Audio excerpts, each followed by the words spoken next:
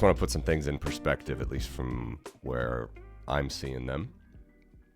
And maybe it can help frame your reference, because, again, as an American European, someone who grew up in America,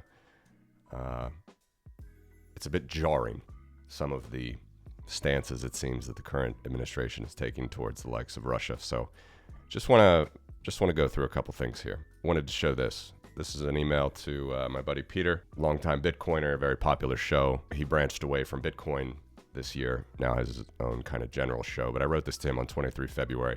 He's got a pretty decent sized platform now, but still bringing on someone like me who is so pro-liberalism, pro-Ukraine, and also pro-Bitcoin. I find myself always at this kind of unique Venn diagram of people that support Bitcoin.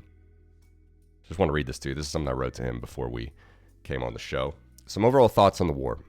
We can revisit this after a month and see where we are. From a U.S. perspective, I see these broad options to achieve peace. This is 23 February. After the Putin call, before the Zelensky disastrous meeting in the White House. 1. Trump goes ballistic metaphorically against Ukraine, accedes to Putin's demands, removes troops from Europe, NATO could collapse thereafter. 2. Trump swings the other way, goes ballistic literally in favor of Ukraine, forces Kremlin to back down.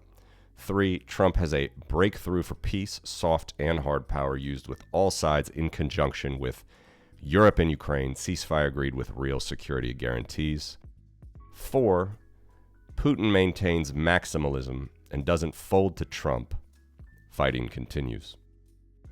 If I was forced to place probabilities on any of these, highest remains number 4. 1 and 2 are extremes. 3 is what Trump is probably going for, but Ukraine's security remains paramount, and Trump, I don't think, actually gets this. Baltics and Poland have been correct for decades. Europe is finally waking up, could spend more, which is what Trump wants anyway, and he's correct. Blaming the victim always remains always wrong. I've said this for 3 years. We'll check and see if I said it on our earlier interviews. This is me and Peter. If you want to know deep in your soul how you would react to Hitler taking Czechoslovakia or Hitler and Stalin carving up Poland and the Baltics, you just need to ask yourself what you are thinking right now.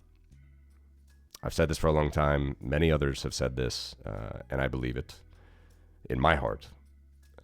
This is a question for our times, just like people had to ask this questions 80 years ago. The further one is from the epicenter of terror, the colder one's feelings get, lessons remain the same. So that's what I wrote to Peter almost 2 months ago now, and I think safe to say, at least from a probability standpoint, I was correct. It's number 4. That's what I said. And Trump couldn't have done 1 and 2 together, right? This was what I was always told, is Trump is either going to go ballistic for, against Ukraine, or ballistic for Ukraine. That means helping Ukraine or hindering Ukraine. And I think for sure, number 1 is still the path that Trump is on.